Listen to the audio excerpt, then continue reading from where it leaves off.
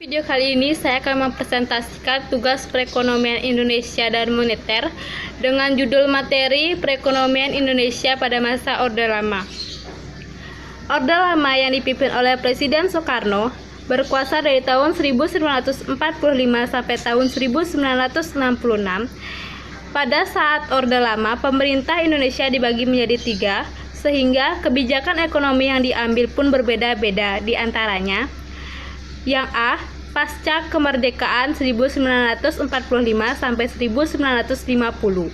Pada awal kemerdekaan, perekonomian Indonesia sangat kacau, mulai dari inflasi yang tidak terkendali ditambah kas negara yang kosong karena tidak adanya pajak dan biaya masuk menjadi salah satu penyebabnya.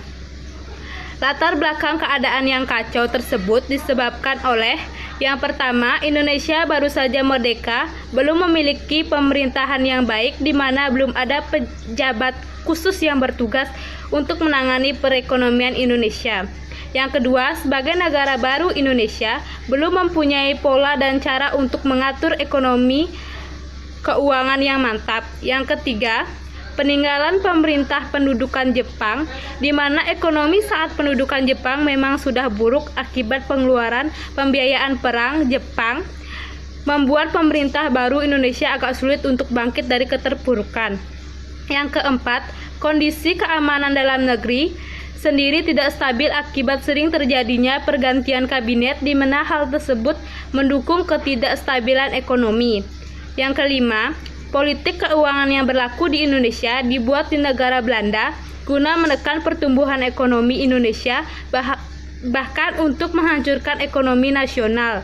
Yang keenam, Belanda masih tetap tidak mau mengakui kemerdekaan Indonesia dan masih terus melakukan pergolakan politik menghambat langkah kebijakan pemerintah dalam bidang ekonomi. Faktor-faktor penyebab kacaunya perekonomian Indonesia adalah sebagai berikut. Yang pertama, terjadi inflasi yang sangat tinggi. Inflasi tersebut dapat terjadi disebabkan karena Republik Indonesia sendiri belum memiliki mata uang sendiri, sehingga pemerintah tidak dapat menyatakan bahwa mata uang pendudukan Jepang tidak berlaku. Pemerintah Indonesia yang baru saja berdiri tidak mampu mengendalikan dan menghentikan peredaran mata uang Jepang, sebab Indonesia belum memiliki mata uang baru sebagai penggantinya. Yang kedua, adanya blokade ekonomi dari Belanda.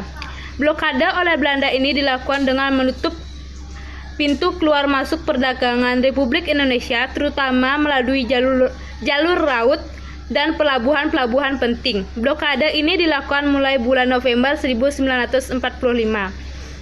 Yang ketiga, kekosongan kas negara. Kas negara mengalami kekosongan karena pajak dan biaya masuk lainnya belum ada, sementara pengeluaran negara semakin bertambah. Penghasilan pemerintah hanya bergantung kepada produksi pertanian. Karena dukungan dari bidang pertanian inilah pemerintah Indonesia masih bertahan sekalipun keadaan ekonomi sangat buruk. Yang ke B, masa liberal 1950 sampai 1957.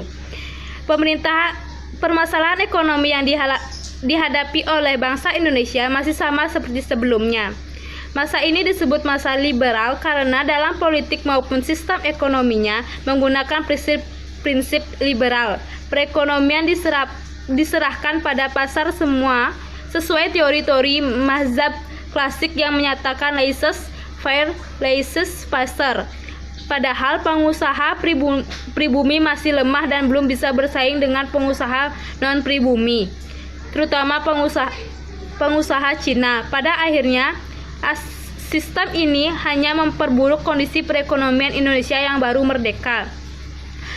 Yang ke C, masa demokrasi terpimpin 1959 sampai 1967. Sebagai akibat dari dekret Presiden 5 Juli 1959, maka Indonesia menjalankan sistem demokrasi terpimpin dan struktur ekonomi Indonesia menjurus pada sistem etatisme. Segala-galanya diatur oleh pemerintah. Dengan sistem ini diharapkan akan membawa pada kemakmuran bersama dan persamaan dalam sosial, politik, dan ekonomi. Tetapi kebijakan ekonomi yang diambil pemerintah di masa ini belum mampu memperbaiki keadaan ekonomi Indonesia. Sekian presentasi saya mengenai perekonomian Indonesia pada masa Orde Lama.